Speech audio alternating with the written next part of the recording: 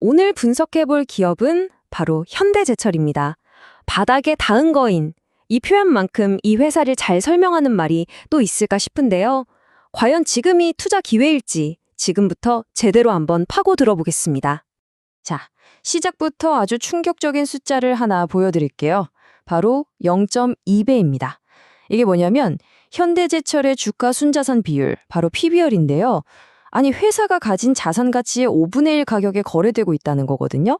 이건 뭐 역사적으로 봐도 거의 바닥이라고 할 수 있는 수준입니다. 그러니까요. 아니, 자산 가치보다도 이렇게 싸다는 게 말이 되나요? 도대체 왜 이런 걸까요?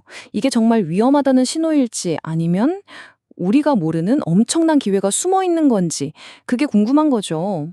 그래서 오늘 이 질문에 대한 답을 찾아가기 위해서요. 먼저 현대제철의 현재 가치부터 시작해서 이 회사가 가진 두 개의 얼굴, 그리고 지금 당면한 리스크와 미래 성장 동력까지, 마지막으로 투자 전략까지 차근차근 짚어보겠습니다.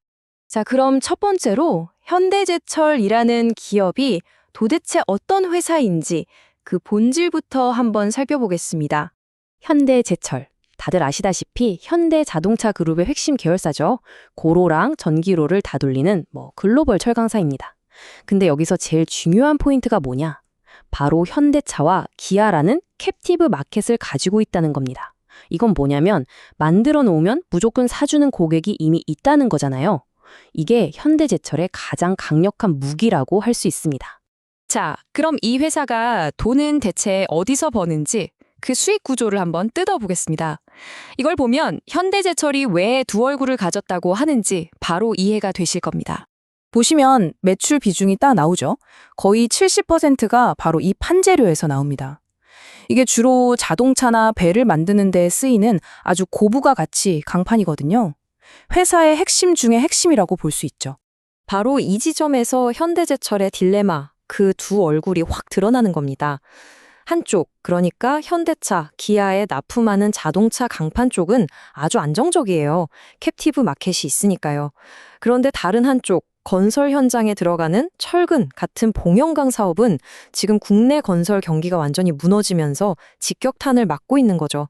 한쪽은 웃고 한쪽은 우는 정말 엇갈린 운명입니다.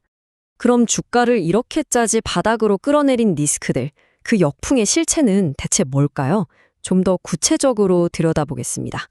이야, 이 그래프 좀 보세요. 정말 기가 막히지 않습니까? 왼쪽을 보시면 본업에서 벌어들인 영업이익은 무려 5배 가까이 늘었어요. 그런데 오른쪽 최종 순이익은 거꾸로 84%나 곤두박질 쳤습니다. 이게 어떻게 된 일이냐? 바로 자회사들에서 발생한 일회성 손실이 발목을 잡은 겁니다. 본업은 잘했는데 다른 데서 터진 거죠. 근데 문제가 여기서 끝이 아닙니다. 내부 문제도 있는데 외부 환경은 더 최악이에요. 중국은 철강을 미친 듯이 쏟아내서 가격을 떨어뜨리고 있죠. 원자재 가격은 널뛰기를 하고 있죠. 전기요금은 계속 오르죠. 거기다 미래를 위해 탄소 중립에 어마어마한 돈을 쏟아부어야 하죠. 그야말로 자면초가 퍼펙트 스톰이라고 할 수 있겠네요. 자, 그런데 이렇게 어려운 상황 속에서도 현대제철이 그냥 손 놓고 있는 건 아닙니다. 오히려 이 위기를 기회로 바꾸기 위해서 아주 중요한 전략적 변화를 꾀하고 있습니다. 그 전략의 핵심이 뭐냐면 바로 고부가 가치 제품으로의 완전한 전환입니다. 기존의 범용 철강 제품에서 벗어나서 앞으로 크게 성장할 세 가지 시장, 바로 전기차에 들어가는 3세대 강판, 그리고 해상풍력 발전에 쓰이는 엄청나게 두꺼운 후판, 마지막으로 원자력 발전에 필요한 특수강, 이 세 가지에 회사의 미래를 걸고 있는 겁니다. 그리고 이 새로운 전략을 밀어붙일 수 있는 가장 큰 힘, 바로 아까 말씀드렸던 캡티브 마켓이죠. 특히 전기차 시장이 커질수록 현대차와 기아에서 필요한 신소재 강판 수요는 폭발적으로 늘어날 수밖에 없거든요. 이건 정말 든든한 뒷배경이 되어주는 겁니다. 자, 그럼 이제 제일 중요한 부분입니다. 이런 긍정적인 변화와 부정적인 리스크들이 뒤섞여서 과연 현재 주가, 이 밸류에이션은 매력적인 수준일까요? 경쟁사들하고 한번 비교를 해볼게요. 포스코홀딩스는 2차 전지 소재 사업 때문에 PBR이 0.5배가 넘죠. 동국제강도 0.3배는 넘고요. 그런데 현대제철은 0.2배입니다. 그냥 봐도 압도적으로 싸다는 게 느껴지시죠? 역사적인 저평가 상태라는 게 여기서 다시 한번 확인됩니다. 그래서 전문가들도 전망이 좀 엇갈립니다. 만약에 업황이 예상보다 빠르게 회복된다. 그러면 주가가 5만 원까지도 갈 수 있다는 낙관적인 시나리오가 있고요. 반대로 지금의 부진이 계속된다면 2만 5천 원 선에 머무를 거라는 아주 보수적인 시나리오도 공존하고 있습니다. 그만큼 변동성이 크다는 뜻이겠죠? 자, 그럼 이 모든 내용을 종합해서 우리는 어떤 투자 전략을 세워볼 수 있을까요? 결론을 한번 내려보겠습니다. 결국 현대제철 투자의 핵심은 이겁니다.